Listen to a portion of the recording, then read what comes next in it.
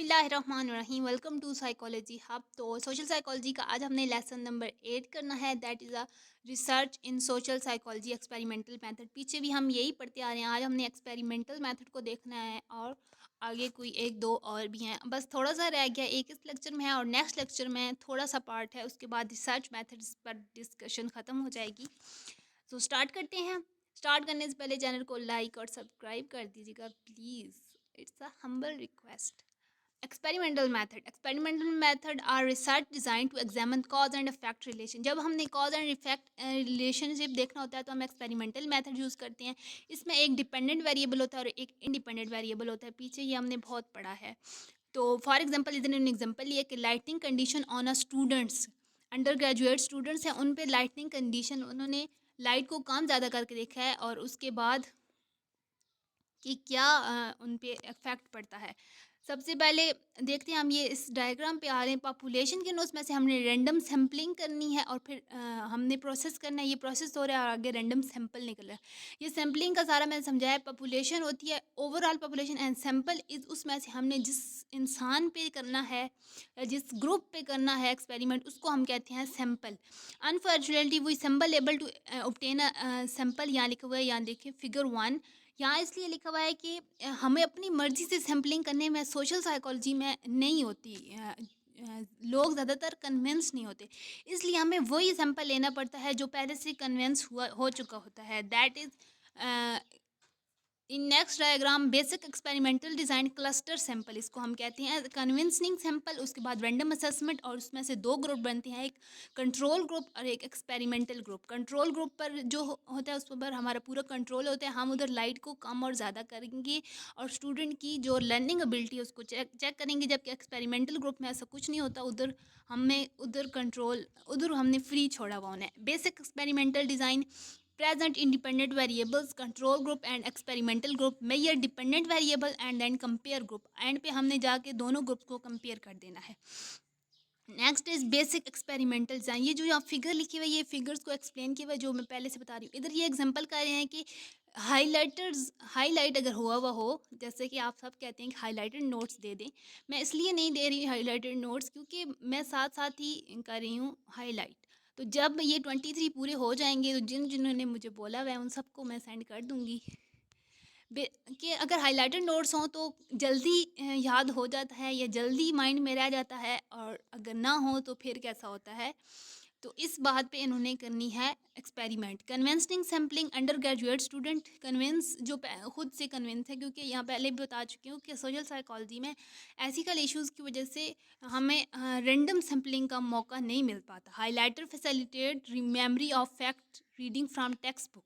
अगर हाईलाइट्स हुई हुई हों चीज़ें तो जल्दी याद होती हैं कि नहीं, हमने ये देखना है। Then control group and experimental group same. Then experimental method descriptive, इसमें कहते हैं because correlation study can not definitely tell us why variables are related to one another, social psychologist use experimental method.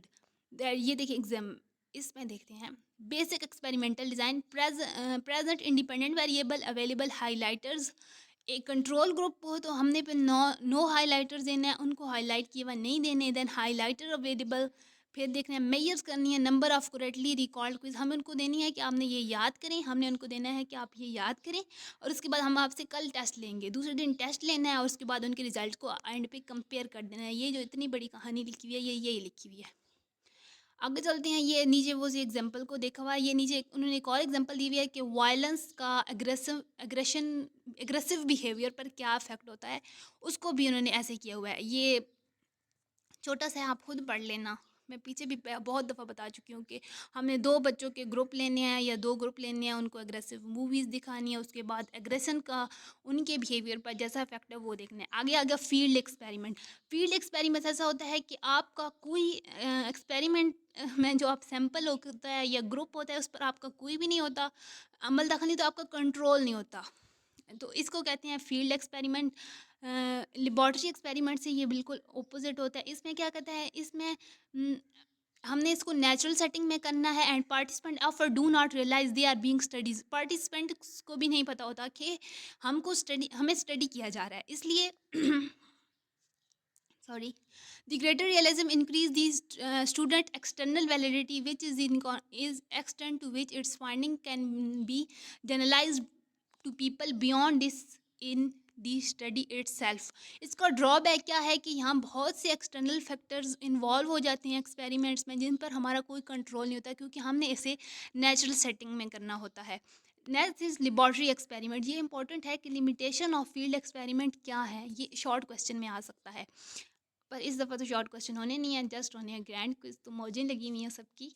Laboratory experiments, then ये laboratory experiments क्या होते हैं, जैसे कि एक इसमें क्या होता है, for most social psychology experiments are conducted in laboratories as in illustration consider the following experiment investigate the effect that two independent variable television violence and anger. ये वही है, दैट सेम ऐसी है जैसे एक्सपेरिमेंटल ग्रुप होता है, इसी तरह हमने लेबॉर्ट्री एक्सपेरिमेंट, ये लेबॉर्ट्री में स्टडी किए जाते हैं उनको। यहाँ उन्होंने एग्जांपल अगेन से वही दी हुई है कि वायलेंट फिल्म्स का बॉयज़ पर क्या असर होता है। देन कम्प्लेक्स लैब डिज़ाइन, ये देखिए एग्जांपल देखते हैं, आपको समझ आ जाएगी। ये जो डायग्राम्स हैं इनकी वो देखते हैं। Laboratory experiment Donald Hartmann study in 1969 उन्होंने की थी। Convention simple undergraduate student, random assignment हमने की थी। Combination of anger and violent movie viewing promotes aggression. Then एक कंट्रोल ग्रुप होता है, एक एक्सपेरिमेंट ग्रुप 1 एंड 2 होता है, फिर उनका हमने आगे जाकर उनके रिजल्ट्स को मैच करना है और देन हमने देखना है कि क्या डिफरेंस है। कम्प्लेक्स एक्सपेरिमेंटल डिज़ाइन में क्या है, present independent variables induced and anger plus violent movie. सबसे पहले neutral treatment, neutral movie, anger induced violent movie. Then एक कंट्रोल ग्रुप में हमने ऐसे करना है, experimental group measure insensitive of shocks deliver to confident and then compare group.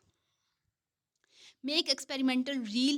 Experiment recognize two type of realisms: experimental realism and mundane realism. Does the experimental situation feel real to the participant in this situation? हमने experimental realism में ये देखना है कि उनको ऐसा तो नहीं लग रहा कि हम एक्सपेरिमेंट कर रहे हैं, क्या उनको अच्छा फील हुआ है।